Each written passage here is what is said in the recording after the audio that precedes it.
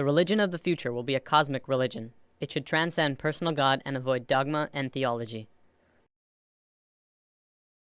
Can you feel it? A sort of anticipation growing stronger and stronger? Another way of putting it is time is speeding up. I've heard that discussion for a while now. I know most people have felt it at some point, maybe while watching the news or perhaps something in their own lives. Something big is about to happen. You can see signs of it all over the world. Revolutions rapidly spreading across the Middle East, protests occurring in America and Europe. Earthquakes are devastating the world, like in Japan, Myanmar, and Greece. The global economy is failing so hard that it looks like we're looking forward into a global recession, the likes of which makes the 30s look like a cakewalk. Not to mention that if global warming doesn't put our planet into an ice age, we're gonna kill ourselves from overpopulation for sure. And using the rate of doubling, we definitely don't have the resources to survive the way we are for maybe a little over 10 years. Yet, despite all of these things, we're about to learn something amazing. It's something that will transform the earth into something completely different, something incredible and beautiful. Many people across the globe have learned about this, and they've applied it to themselves and witnessed marvelous changes. Others have dedicated their lives to talking about it, to teaching it. I'm someone who's still exploring it, and I want more people to talk about it with. Mind, body, spirit. This is the sacred trinity that allows us life on earth. Without even one of these three, we could not function properly. Yet, in today's world, we only really truly understand two of the three. We have scientifically mapped the mind and the body. We understand next to every aspect about each of them. Yet, what do we really know about the spirit, the soul? What is it? Where does it come from? For centuries, religions have been the primary source for answers pertaining to the soul, but they're not concrete. Many different religions have a different answer and ideas about how things work on this level. Recently, however, a discovery was made, which led to new discoveries and further discoveries.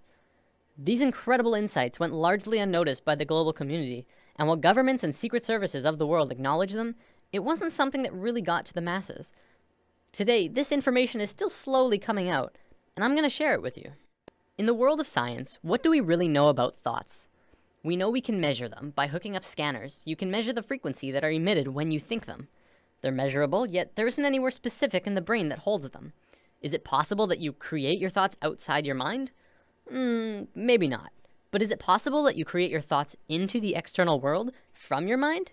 This is what we're going to talk about today. Have you ever had a moment where you knew exactly what someone else was going to say about 2 or 3 seconds before they even started talking? Do you have a shared connection between a loved one or a pet where you can always tell exactly how the other is feeling or what they're thinking of, even if they're not really around? Have you ever met someone that you really got bad vibes from and your intuition turned out right? We've all had experiences like these at least a few times, some many more than others. There are even a few people who can kind of tap into this experience quite easily. I believe one of the terms for it is psychic. Let's say for the sake of discussion that when you think of something, anything, it appears right in front of you. No, not physically, but let's say it appears in a different realm that's in and around all of us. We'll just assume for now that it's not something that we're consciously aware of, and it's something that we're going to discuss later on. For now, let's just call it the thought realm. When you're doing something, you start by thinking about it. Whether you're building a pool in your backyard or making a sandwich, you have to have thought of it first. Even the subconscious thoughts for things like walking and breathing. This shouldn't be anything new to us. We think of things before we do them, even if it's a split second before them. This is just how we function, and our physical actions match the thoughts that we've created. You might say that you move through your thoughts, turning non-physical ideas into physical actions. When an inventor gets an idea, this idea can quickly spread throughout all of his colleagues and friends. Ideas and thoughts are spreadable. Multiple people can hold on to the same idea at once, allowing them to grow and develop further. In this scenario, don't think of thoughts as separate, but as a whole that everyone is latching onto. Of course, because we can't physically see this realm of thoughts, we can't tell exactly what the original idea was, only the interpretation that they describe using functions like speech and body language, as well as our own intuition, which is how thoughts connect to each other.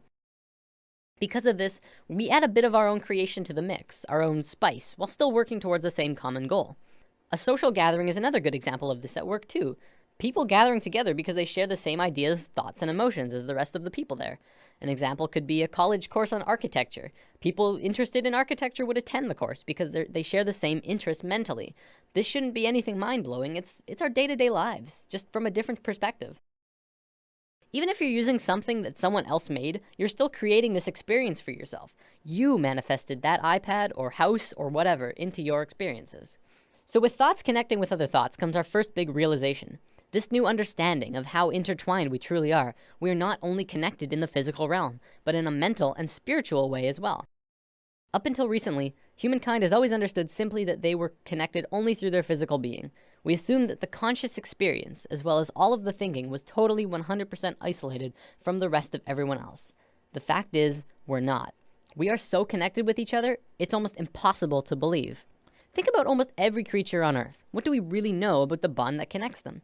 Geese are able to travel long distances, switching who flies in front like clockwork. Many fish swim in large schools, and we know that they don't have a form of verbal communication. Our pets are able to communicate with each other without speaking. Yet, it's like they know what each other are feeling and connect in a very amazing personal way. Almost every observable creature on Earth has this connection with at least their own species, if not others. We as humans are the next step in life, but that doesn't mean we don't have this connection. What's to say we're not also connected to each other in this way? We've been out of touch with ourselves for an incredibly long time now, and we are growing increasingly disharmonic. Now, thoughts being created are just the tip of the iceberg. The real interesting part comes when you look at emotions.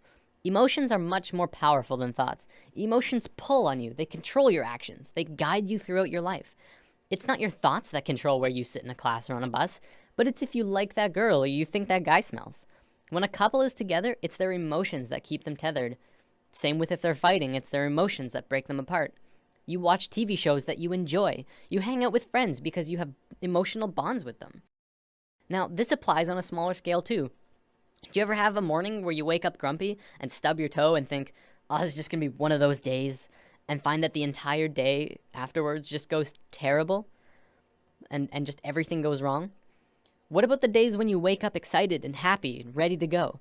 Your whole day is just excellent in all of the right ways. Even if something bad does happen, you're less affected by it because you're in such a good place emotionally. The reason these differences in how your day goes is because of your emotional state. People like to think the world will go on exactly the same without you, but it really won't. People interact differently with other people, and everyone would have a completely different experience if you were not there. Imagine this scenario. There's a bully in a playground who's looking for someone to beat on. There's kids playing sports, kids skipping rope, kids on the swings, and then off to the side there's one boy sitting in the grass watching the rest of everyone play. He doesn't feel like anyone else will want to play with him, so he sits apart from the group. The bully instantly knows where to go, and the circle of hurting begins. See, it's through the feeling of being vulnerable that you become vulnerable in the physical. If the boy had walked outside for recess and told himself, I can fit in, he would probably be playing sports right now. This applies to the bully as well. He didn't have anyone else to play with, probably because of some insecurity, mental, that led him to need to hurt others. He thinks he's doing good for himself by hurting the boy, except he's really just hurting himself long term. You can look into society and see a vast amount of evidence to support it too. The people who are most successful are those who talk most of success. Those who speak most of illness have it. Yes, illness is also a creation of yours. If you have a low immune system, it's because of you. Typically, we like to blame things on the virus going around or our own immune systems, but the way that we become susceptible to them is from inside, whether that there's some ongoing negative energy or some bad feeling that we allow into ourselves. We can heal ourselves also, but I'm gonna save healing for another video. There's only one thing that becomes apparent from this understanding. You create your own reality. We are 100% responsible for the situations that we find ourselves in, the things that happen to us, good and bad. Throughout history, we've always played the blame game. It's his fault I didn't get the promotion. It's her fault I couldn't go to the game. It's everyone else's fault I'm so depressed. Whatever it is, and this may be the hardest thing to truly get, it's your fault. Your happiness, your sadness, your fears and your fortunes, every single experience of your life on Earth was because of you. Remember, just as you are creating your own individual reality, we are all co-creating our realities as a collective. We are one species, and as a species, we are creating the realities that we are experiencing together. One common argument I hear is, what about starving kids in Africa? How are they creating their starving reality? I would respond to that the Western way of life is not really allowing for everyone on the planet to live in the same abundance that the Westerners are, is it? We're using up all of the world's resources, hardly sharing anything unless they're paying a lot for it or if we're getting something out of it. And we ask why they're poor? We haven't been sharing with our brothers and sisters around the planet. But again, that's us as a collective creating the reality that we experience around the planet. This applies through all levels. As a family, you create your reality, and your actions will change what the family experiences. Because of this, and because we are not in tune with ourselves, it may often seem that sometimes we don't have complete control over what it is we experience. Sometimes we're seemingly forced into scenarios that seem out of our control. This happens as a result of our disharmony, and also lack of connection to our own intuition. When we become more in tune with ourselves, we can feel out certain scenarios and decide if that's a path we want to take. Maybe I won't go down into the dark alley. Maybe it feels right to not take that job. Beyond that, once you have the experience that you feel is out of your control, now it's your turn to decide what you do next. You can allow the experience to get the best of you and drain your energy, and move into a dense, unhappy place emotionally. Or, you can decide to take it for what it is, an experience, and keep moving forward. Every dark cloud has a silver lining, and if you're looking for that silver lining, you'll have a much easier time finding it. Many of us have heard of this thing called the law of attraction, which talks about something similar to this, but talks more about evidence and not much about this thought realm.